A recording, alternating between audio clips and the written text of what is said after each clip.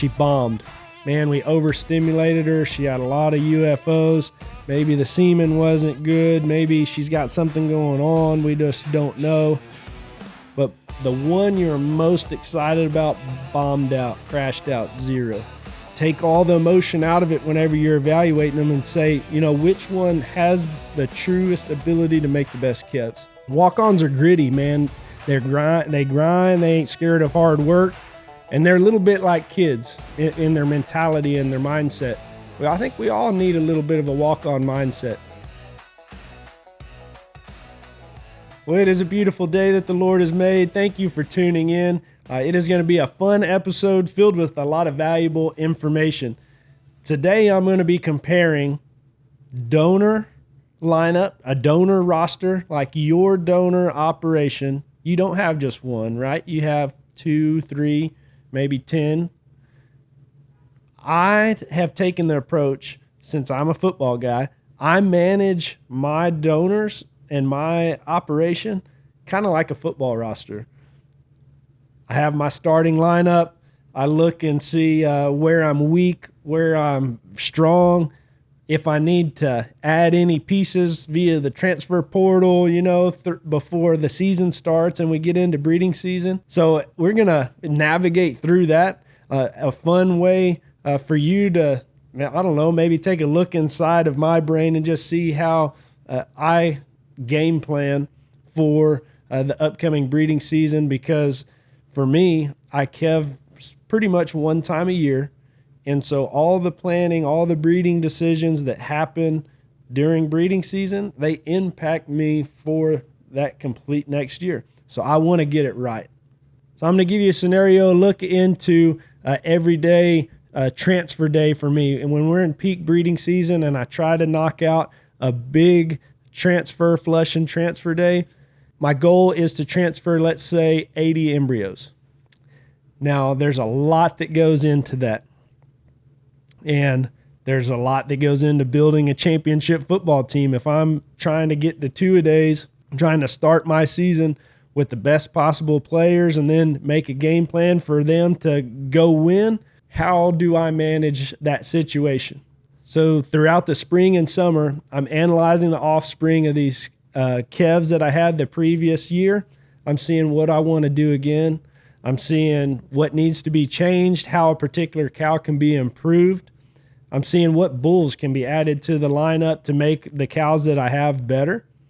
I'm also seeing if we need to fire one, trade one, bench one, bring in some others, right?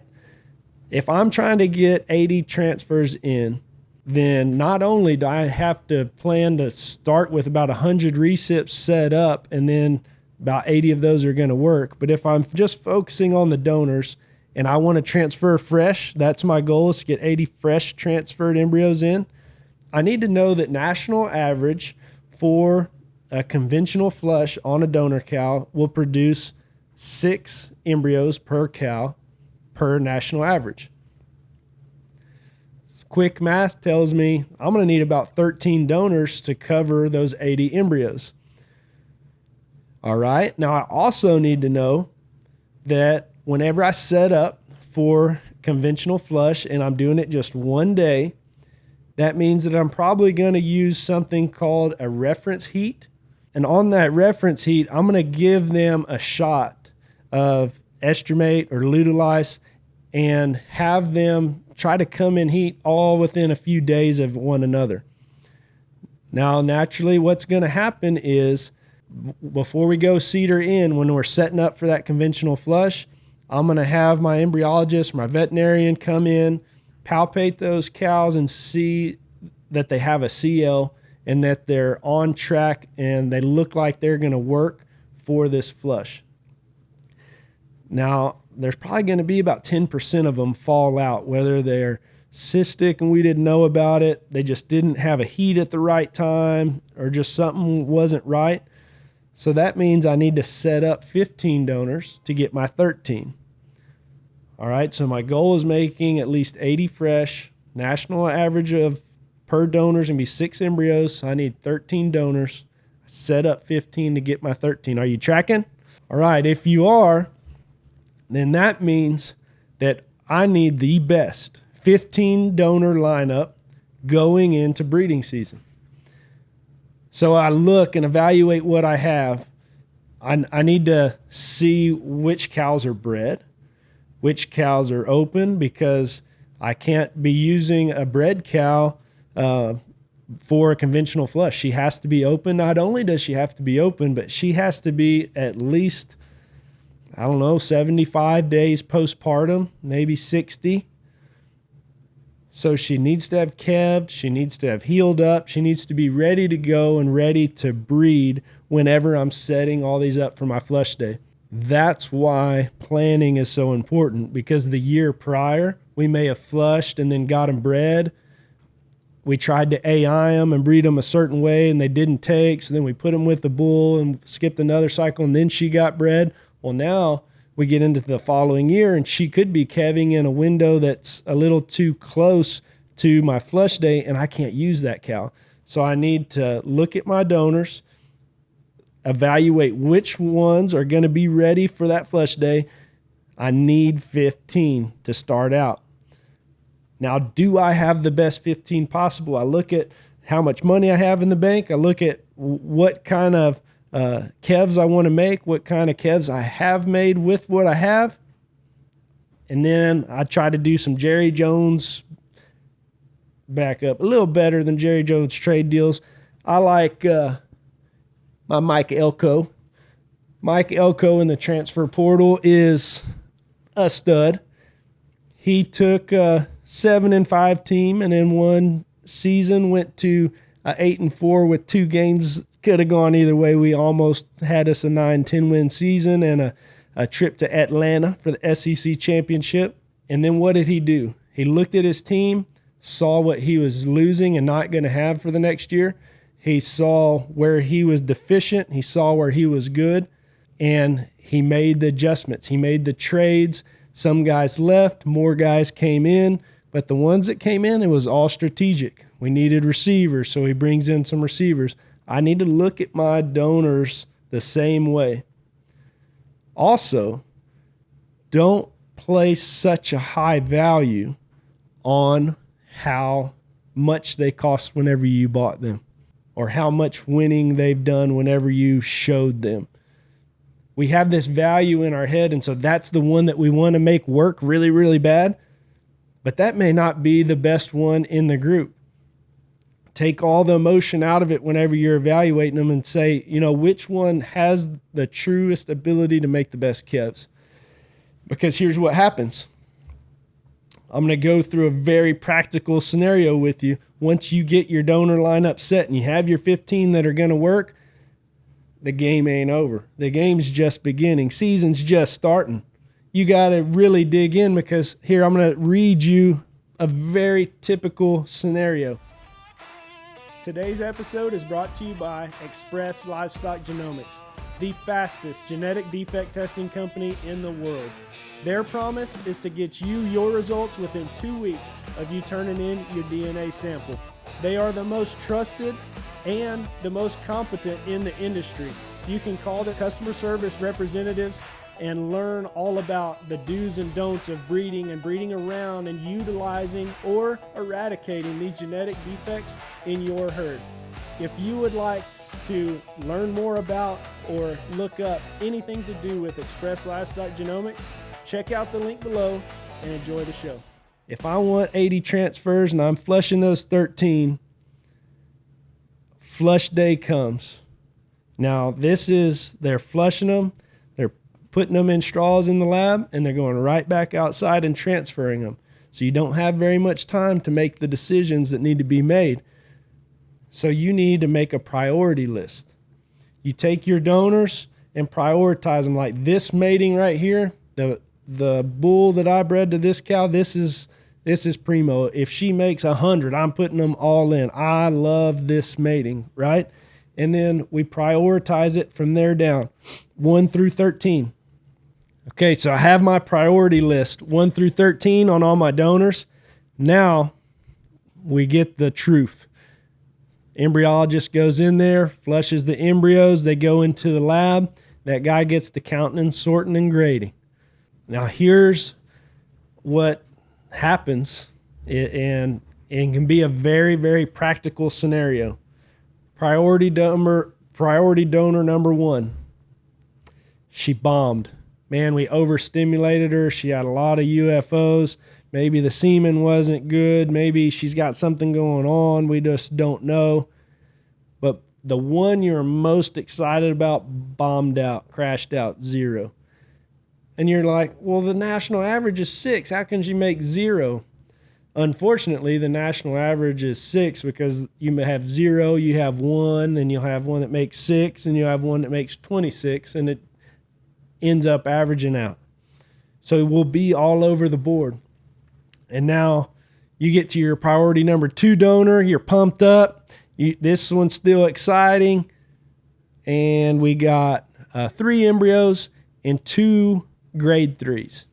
Now that grade 3 is important because whenever we're making this list, a grade 3 really can't or shouldn't be frozen. But I've done it successfully, and your embryologist is going to say we can transfer that grade 3 fresh, and there's a chance that it can work. So you're going to have to decide, depending on how your day looks with your other donors, is priority 2 donors grade 3s. Do you feel good enough about putting those in over 2 more on priority 8 donor that are grade 1s? That's a decision you're going to have to make here in a little bit. So I'm just going to go list them down, straight down now from priority 1 to 13. So we had 0, we had 3 with 2 grade 3s. We had a cow make 7, then make 12 embryos. The next one made 0. The next one made 18. The next one made 13. The next one hit a home run, made 26. And why couldn't it have been priority donor number 1? Because it was priority donor number 8, and I only wanted to put in a couple anyway to see if she was going to work, but no, she's the one that hits the home run. Priority donor number 9 made 2. That's fine. The next one made 8. The next one made 4. The next one made 15. And priority donor number 13 brings up the rear with 10 embryos. Now this is a very normal type day when you're flushing that many. And that gave me 118 embryos. So that's awesome. I covered my 80, but that means I have like 38 that are going to need to get frozen. And I need to make this decision pretty quick. You have a choice to run all 100 cows through the chute and have them palpate them and see how many are actually going to work. Or you just guess that out of those 100, around 80 are going to work, and you freeze 20. And with the chance of knowing that, hey, if we have a good day and a lot of these recips work, I may have to thaw out some frozens. Another thing that's very smart to do, now being it doesn't really have roster building, it doesn't go with that theme, but it goes with this scenario. It's very important to enter a fresh flush and transfer day with some frozens already in your back pocket, because if something crazy happens and maybe the semen in your tank went bad and you didn't know and you just completely bomb and you have all these recips set up, you need some frozens as insurance there that you can transfer those into. But now let's get back on track. So to make it simple, you could just say, okay, we'll just take my top 80 from the top priority donor down until we get to 80 and then freeze the rest. You could do that, but priority 12 donor might be one that you really, really like. You just haven't seen anything out of her yet. She hasn't proven herself, and that's why she slipped down to 12. So you really want to see what she's going to do. So I want to put like 4 of those in so I can get a couple calves and get a gauge on this cow. So that means 4 of the ones up top need to get frozen. So I need to play that game and see what I need seen, what needs to get put in. So as you're building your team and as you're working your roster and getting this donor lineup, another lineup that you need to think about is your resulting sale lineup. So for me, if I'm raising steers, I have my donor lineup making my next lineup, which is my sale lineup of show steers.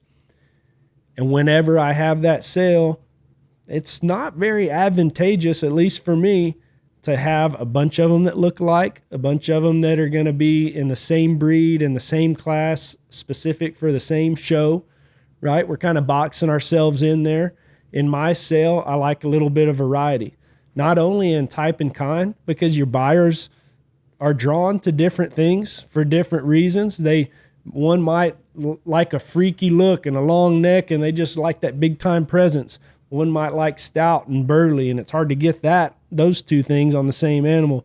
One might like complete and fault free. One might like to live on the edge and swing for the fence, and everything might scare you a little bit, but if it stays together, boy, it's going to be good. And so I want to be a little bit intentional on how I'm doing my matings so that my sale lineup of show steers has some diversity in type and kind, has some diversity in breed, classification, and has some diversity in color, just to give a little bit of look, a little bit of pop, something that's unique, something that stands out from the crowd. And I'm going to go back and hit on this. Whenever you're making that priority list, I can't stress enough how important it is as a former player who had the privilege of being a scholarship athlete at a college program and one that was a transfer. And whenever I was that scholarship athlete, right, I was recruited, I was propped up, I was sought after. They wanted me there. They paid me to be there. That's equivalent to going to a sale, buying that lot one. It was high dollar that everybody knew was good, and you ended up bringing her home, and like that's the home run hitter. But I've also been the guy that walked on to another university. They didn't know about me. They didn't know who I was. They didn't seek after me. I wasn't special. I didn't have all the attention, but I had to just perform to get noticed. And then whenever I had my opportunity, I could rock and roll. In your donor lineup, you're going to have some walk-ons. You're going to have some star powers. You're going to have some role players. Identify which cows are which. Be open-minded and don't block out those walk-ons, because even though they may not look like the deal, they may not have come with all the commotion and the high price tag, that doesn't mean they can't make the best calves. In my set of calves right now, I have calves out of a $50,000 donor, and I have calves out of a bred cow I bought for $4,200. And her calves are probably better than the other one. And so if I'm stubborn, I'm going to double down on that high dollar cow and make her pay for herself. Or I can say, I just want to make the best calves possible, and I continue to use that $4,200 one and block out that other people didn't think she was awesome. She works. I know how to make her work, and just let her do her thing. And here's my little rant for your walk-on cows. Walk-ons are gritty, man. They grind. They ain't scared of hard work. And they're a little bit like kids in their mentality and their mindset. Well, I think we all need a little bit of a walk-on mindset. Why, you might ask? Well, that's because kids, how many times, parents, has a kid come up to you and they planned out your whole day and the rest of the next day, yet they have no means of accomplishing any of it? They told you whose house they were going to, who they were hanging out with, where they were spending the night, when you were going to pick them up, and what they were going to eat. They had big plans, big dreams. They had it all figured out, yet they had no car, no money, needed permission to do all of it. You tracking with me? Any of you been there? Because I'm there just about every weekend, it seems like. Well, how is that similar to a walk-on? That kid is a whole lot like a walk-on. They have big dreams. They know what they can do. They know what they want to do, yet they don't have any means to make it happen. But what do? They find a way. Because a lot of the time, parent, you're going to find yourself the next day picking your kid up from that house that they said they were going to, all sugared up because they ate that stuff that they said they were going to eat. That kid and that walk-on, they have big dreams, but they're stubborn, and they can find a way to make it happen. So don't ever count out a walk-on. You need to have your 5 stars. You need to have your role players. and you need to have your walk-ons. Understand what they are, what you have, what you need, utilize them properly. Have you a good game plan? That's what it all boils down to. Roster management, donor management, have you a game plan, work the plan, make the magic happen. Thank you for tuning in. I hope you had a little fun. Hope you got a little value out of today's episode. You know how Old Cattle Coach's mind works. Have a good day.